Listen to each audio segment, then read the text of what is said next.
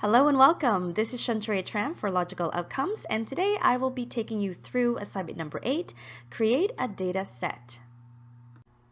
In our last assignment, we defined category options, categories, and category combinations, and today we're going to learn how to create them in the system itself. So let's go on in and sign in. Here is your dashboard. We're going to go into the maintenance app. And the first thing we're going to do in order to create a category combination is to create the category options. So click on category options. Here's a list of all the ones that have already been created. Today we're going to create a category for gender. So our 3 category options in there, we're going to do female, male, and other. Name your category options. I'm going to put my initials because they're others here playing on this playground. A code if you like, a start date, and just save. Let's create.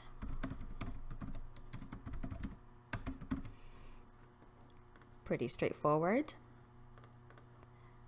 One other. Great, now we have our options. Now we need to connect these options into a category. We need to place them. And let's create our category called gender.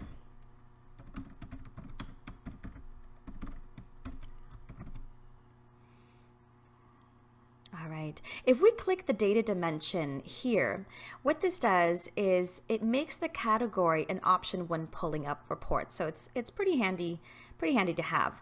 The data dimension type, we've discussed this in a previous video, so I won't go into it now, but in this case, it makes more sense to have it as a disaggregation. And down here is where I would find my options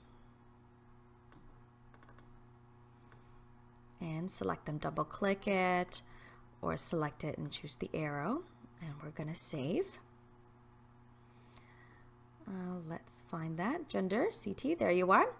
Now our final step, in order for us to connect it to a data set or a data element, we do need to create a category combination.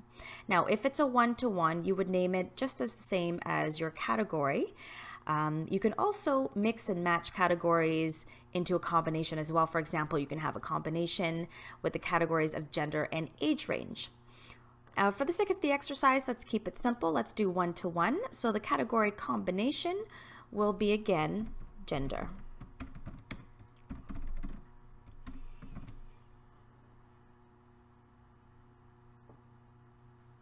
All right, disaggregation.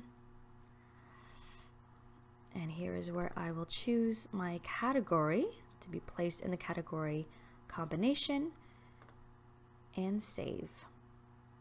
All right, and just as a reminder, when you are creating your data element configuration sheet, you'll need to link it to the category combinations.